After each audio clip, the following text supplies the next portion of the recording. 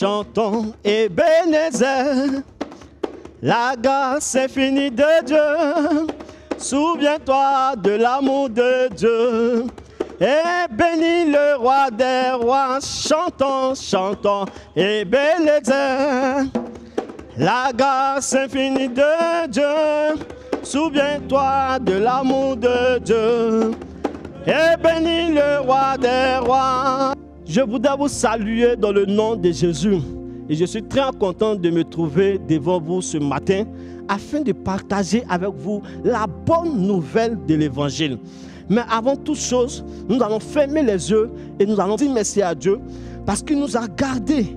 Il a veillé sur nous durant toute une semaine et il nous donne la joie d'être là, debout, devant lui ce dimanche pour pouvoir le louer et pour pouvoir l'adorer. Merci Seigneur Jésus pour la grâce que tu nous as accordée de parcourir toute une semaine. Tu as veillé sur nos pas, tu as veillé Seigneur sur notre vie, sur notre maison, Seigneur, sur tous nos déplacements, Seigneur Jésus, que tu as veillé. Père, nous bénissons ton nom pour cette joie que tu nous donnes d'être rassemblés ce matin, afin Seigneur d'écouter ta parole, afin Seigneur d'apprendre à te connaître, afin Seigneur de chercher réellement comment recevoir le Saint-Esprit dans nos vies. Béni sois-tu pour cette opportunité que tu nous donnes au nom de Jésus. Tu vas encore prier le Seigneur avec moi. Cette fois-ci, tu vas te présenter devant la face du Seigneur. Je veux t'inviter à rentrer en toi-même et à demander pardon à Dieu pour toutes les erreurs que tu as commises durant toutes ces semaines. Tu te connais et Dieu aussi te connaît. Tout ce que tu as fait, laisse-moi te dire que Dieu a vu. C'est pourquoi je veux t'inviter à fermer les yeux, à te présenter devant le Seigneur, à lui demander pardon et aussi à invoquer son sang afin que tu sois purifié, tu sois lavé de tous tes péchés. Élève la voix et prie avec moi. Seigneur, tu as fait de grandes choses dans ma vie, mais aussi, Seigneur, je n'ai point été reconnaissant parce que j'ai promis des actions, Seigneur Jésus, qui n'ont point glorifié ton Saint-Nom. Père, de ma bouche, Seigneur, il a proféré, Seigneur, le mensonge. Père, de mes mains, il a posé des actions qui sont contraires à ta volonté. Oui, Jésus-Christ, il a agi selon les désirs de mon cœur. En ce matin, j'implore ta miséricorde, j'implore ton pardon sur ma vie. Je prie, Seigneur Jésus, dans ta grande miséricorde, tu puisses laver mon corps, mon âme par ton sang précieux, afin que je sois purifié et je sois agréable à tes yeux. Seigneur, dans cette présence, je veux me tenir, Seigneur Jésus, avec un être agréable à tes yeux. Père, Seigneur, m'accorder cette opportunité, cette grâce. Dans ta grande miséricorde, Seigneur, accorde-moi cette faveur afin que, Seigneur, que mes jours soient meilleurs. Au nom de Jésus-Christ de Nazareth, nous avons prié. Amen. Tu vas encore maintenant invoquer la présence de Dieu au milieu de nous. Nous prions le Seigneur. Père, j'invoque ta présence dans la vie de tous ces enfants connectés. J'invoque ta présence dans ma vie. Et je prie ce matin que toi-même tu descendes parmi nous, tu nous introduis, Seigneur, dans ta présence et que ton esprit nous habite et que nous soyons un avec toi. Permets que, Seigneur, nos cœurs soient enracinés dans cet évangile et que nos vies soient sincèrement disposées à l'écoute de ta parole. Viens et conduis toutes choses au nom de Jésus-Christ de Nazareth. Amen. Encore une fois, je voudrais vous saluer dans le nom de Jésus. Et avant de commencer mon intervention de ce jour, je voudrais m'adresser un peu à chacun d'entre vous. Vous savez, aujourd'hui marque un jour spécial pour des personnes qui sont spéciales dans notre vie. Vous savez, on parle de qui? On parle des mamans. Je vais t'inviter, après ce moment, à aller vers ta mère, à lui faire un grand atout. Mais un atout pas avec la bouche fermée, un atout avec des paroles de bénédiction, des paroles de grâce. Souviens-toi, nous avons 15 ans, nous avons 14 ans, nous avons 16 ans, 17 ans, 18 ans, 19 ans. Pendant 19 ans de notre vie, pendant 16 ans de notre vie, elle a été là. Elle nous a soutenus dans nos moments faibles, nos moments de joie, nos moments de pleurs. Donc je t'invite tout à l'heure à t'approcher de ta mère et à lui dire bonne fête maman, bonne fête maman. Est-ce que tu peux le dire avec moi? Bonne fête maman chérie. Oh, que le Seigneur vous bénisse. Notre leçon de ce jour est une continuité de toutes les leçons que vous avez reçues. Et aujourd'hui nous allons aller dans le livre des Actes.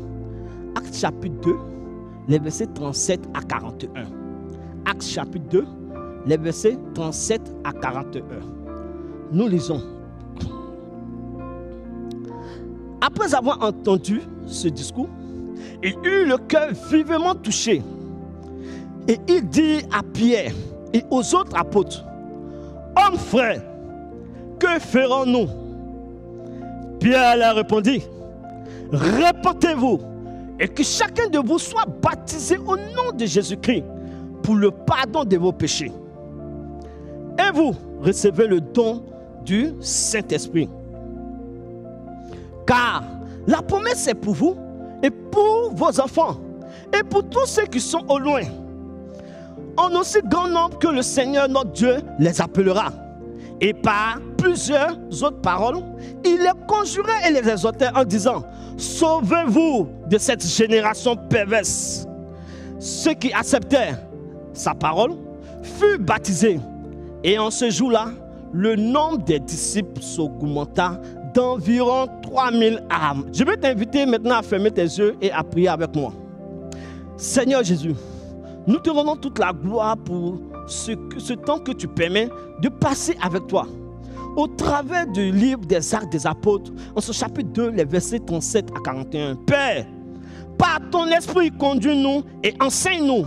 Par ta présence, dispose nos cœurs et en-nous dans ta puissance, au nom glorieux de Jésus-Christ de Nazareth. Dis Amen avec moi. Allez, pour rappel, vous vous souvenez que il y a un enfant qui nous est né, un fils nous a été donné. Je veux parler de Jésus-Christ de Nazareth. La Bible dit qu'on l'appellera l'admirable, le conseiller, le Dieu tout-puissant, le prince de paix. Il a eu 33 ans de vie sur la terre, mais il a exercé son ministère juste pendant 3 ans. Et pendant les 3 ans, les choses qu'il a produites jusqu'à aujourd'hui, on en parle encore. Même ceux qui refusent d'accepter le Seigneur savent qu'il a existé. Mais comment cela a été possible? Après qu'il soit crucifié et à cause de nos péchés, ressuscité le 3e jour pour nous montrer son amour, il est allé vers le Père. Et il nous a dit avant de partir qu'il va nous laisser un consolateur, un ami fidèle, un frère, celui qui sera là continuellement avec nous, qu'on appelle le Saint-Esprit, qui représente la 3e personne de la Trinité de Dieu. Le Saint-Esprit reste et demeure la personne agissante de Dieu dans notre vie. Aujourd'hui, tu vis dans un environnement plein de vices. La désobéissance envers les parents, envers les frères, tes sœurs aînées. L'orgueil t'anime, la méchanceté, le vol, le mensonge, la haine, les calomnies, la tricherie, que sais-je, l'impudicité, l'alcool, la drogue, la dépravation vestimentaire. La dépravation vestimentaire. Tu t'habilles sans décence. Tu laisses ta poitrine dehors. Tes nombrils dehors. Tu portes des jupes coincées. Tu te mets dans des culottes à ras-fesses. Des habits taillés dans des tissus stimulants qui ne font que développer en toi et autour de toi des désirs sexuels. À toi, les parents parlent jour et nuit. Et à toi, personne ne parle. Mais aujourd'hui, cher enfant, Dieu veut te parler. Tu ne peux pas te dire chrétien sans avoir le Saint-Esprit en toi. Et tu ne peux pas prétendre avoir le Saint-Esprit et vivre dans le déshonneur. La Bible ne nous dit-elle pas dans le livre de 1 Corinthiens 6, les versets 18 et 19, fuyez l'impudicité. Quelque autre péché qu'un homme commet, ce péché est en horreur, est hors du corps. Mais celui qui se livre à l'impudicité pêche contre son propre corps. Ne savez-vous pas que votre corps est le temple du Saint-Esprit qui est en vous, que vous avez reçu de Dieu et que vous ne vous appartenez pas à vous-même? Peut-être tu ne le savais pas, mais cher enfant, peut-être tu le sais. Mais laisse-moi te dire, enfant de Dieu, l'amour de Dieu est sans limite. Et c'est cet amour-là qu'il a démontré par la présence du Saint-Esprit en nous. Tu veux être sauvé? Tu veux que le Saint-Esprit habite et se manifeste en toi? Alors voici ce que nous enseigne le livre des Actes des Apôtres dans le texte que nous avons lu. Action numéro 1. Comme vous pouvez le voir sur l'écran, après avoir entendu ces discours, il eut le cœur vivement touché. Au verset 37a, il eut le cœur vivement touché. Donc, action numéro 1, tu dois te disposer à l'écoute de la parole de Dieu. Cher enfant, l'écoute est très importante et très avantageuse quand on y ajoute de la disposition du cœur. Tu veux vivre avec le Saint-Esprit. Tu veux partager ton quotidien avec lui. Apprendre à l'écouter. Te parler à travers la Bible, les paroles de Dieu et histoire des héros de notre foi. Lis la parole de Dieu quotidiennement. Apprends chaque jour ce que Dieu veut t'apprendre. Demande à Dieu de te parler et de t'apprendre à marcher dans sa vérité. Ce qui nous conduit à l'action 2, la recherche d'aide. Au verset 37b, il est écrit, et il dit à Pierre et aux autres apôtres, hommes frères, que ferons-nous? Hommes frères, que ferons-nous? Cette question me rappelle deux personnes dans la Bible. Marie, qui dit à l'ange, comment cela se fera-t-il? Nicodème, qui demande à Jésus, comment cela se fera-t-il? Voici deux questions qui ont suscité des réponses, qui ont boosté des choses, qui ont transformé leur vie, qui ont transformé leur avenir. Je vais t'inviter aussi à poser la même question au Seigneur. Comment cela se fera-t-il? La recherche d'aide. Après avoir écouté Dieu te parler dans ton intimité ou de la bouche d'un de tes moniteurs ou même d'une tierce personne, tu dois t'ouvrir. Non pas à tout le monde, ça c'est clair, mais à une personne qui peut t'aider. Dans notre milieu, on parle des moniteurs, des monitrices. Nous sommes là, nous pouvons t'aider, cher enfant. Mais que ferons-nous? Une question importante qui touche toujours le cœur de Dieu. Souvenez-vous, comme je vous l'ai dit tout à l'heure, de Marie. Vous pouvez lire cette histoire après. Souvenez-vous de Nicodème. Leur vie a été transformée. Pour Marie, par exemple, il a dit, le Saint-Esprit viendra tutoyer, la puissance du Très-Haut te couvrira de son sein. Nicodème, accepte le Seigneur Jésus et tu seras sauvé. Voici des réponses qu'on peut te donner qui peuvent vraiment t'aider. Il y a une troisième action à poser après la recherche. C'est la repentance et l'engagement. À Nicodème, ils ont dit, accepte le Seigneur Jésus et tu seras sauvé. Au verset 38, Pierre dit, repentez-vous. Et au verset 40, sauvez-vous de cette génération perverse. Il n'est pas dit que je vais t'amener à la repentance. Il n'est pas dit que moi, le moniteur, je vais te sauver. Il est écrit, sauvez-vous de cette génération.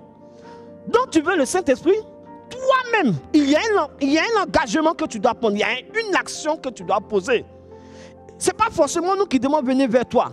Mais toi, tu dois prendre l'engagement. En plus de l'engagement, tu dois poser une action. Toi-même, tu dois aller vers le Seigneur. Le Dieu qui agit et qui t'aide à changer ta vie. Et qui t'aide à résister à la tentation à laquelle tu es quotidiennement soumis. Tu as une décision à prendre, une action à poser. Tu as quelque chose à faire. La première chose que tu dois faire, c'est te confesser de toutes tes mauvaises pratiques. Et à la suite, c'est te donner une volonté saine d'arrêter, de te laisser conduire par tes amis. Parler avec Dieu par la prière et la lecture de la parole de Dieu. Parler par la suite de ce que tu as appris avec les personnes qui sont autour de toi. De façon pratique, cher enfant, de façon pratique. Tu dois sortir des groupes de gangs de filles et de garçons de ton école et de ton quartier.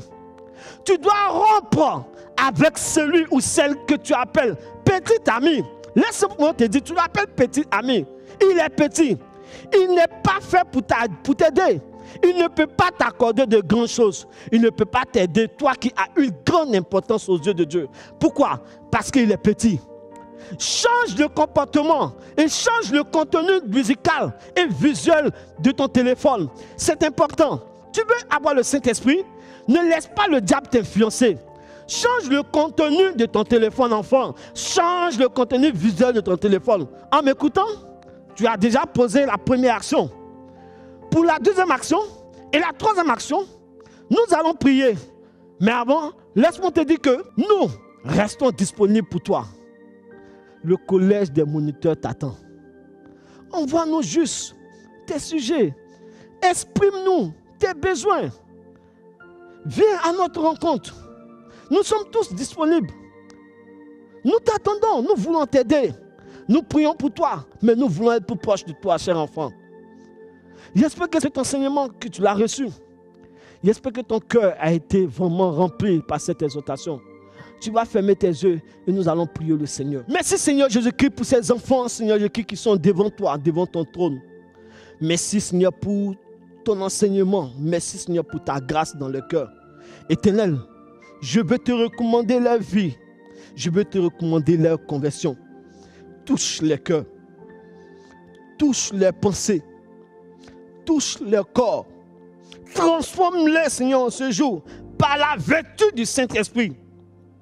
Comme tu l'as dit à Marie, Seigneur, je prie ce matin que le Saint-Esprit vienne sur eux et que ta puissance les couvre et les recouvre. Je prie que d'eux, Seigneur, naissent aussi, et cet enfant, une nouvelle créature, comme tu le dis dans 2 Corinthiens 5, 17, une nouvelle personne.